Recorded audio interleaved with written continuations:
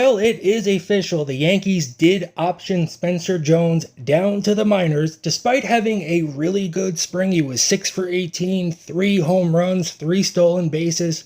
24 years old, will be playing the season to begin at AAA. And like I said in a video that I made, a bunch of videos that I made, he needs to cut down on the strikeouts. Last year, like 36% of the time he struck out at AAA. Yes, he has the power.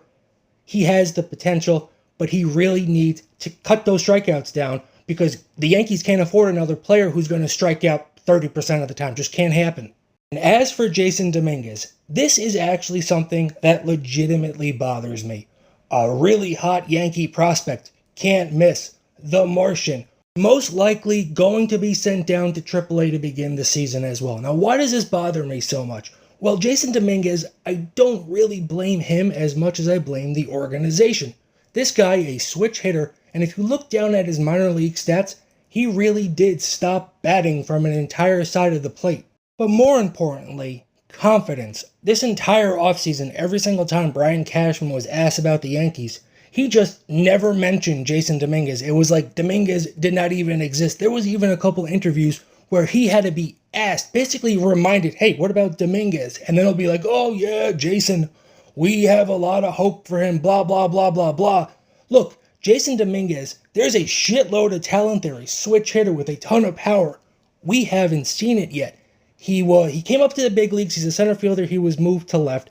A lot of people argue that like, oh, well, he's a natural center fielder. Well, if that's the case, he should be able to play left. But left field at Yankee Stadium is one of the more difficult left fields to play. But not defending Domínguez there, his defense has definitely been subpar. It's such a mindfuck for him. Anybody that comes up gets sent back down. When he's with the Yankees, he's not allowed to face left-handed pitchers because he doesn't hit as well from the right side of the plate. And he doesn't hit as well from the right side of the plate because he doesn't really bat from the right side that often. It's a carousel. It goes around in a circle. And this is the same story with Yankee prospects over the year.